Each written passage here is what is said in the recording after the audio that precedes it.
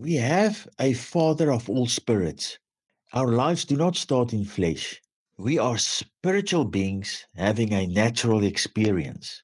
The reality is that our original true identity is wrapped up with Christ in us in a earthly flesh body. The inspired writers in the Bible point to the reality that our true nature is within pots of clay, or that our bodies are temporary tents hosting our true inner nature and identity. Also, that our natural carnal nature cannot understand our spiritual nature.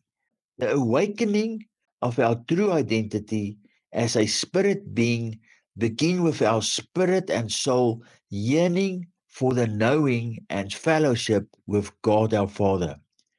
When Father God began to reveal himself through the living word made flesh, Jesus Christ unto you, at that very moment it is the awakening of your inner consciousness.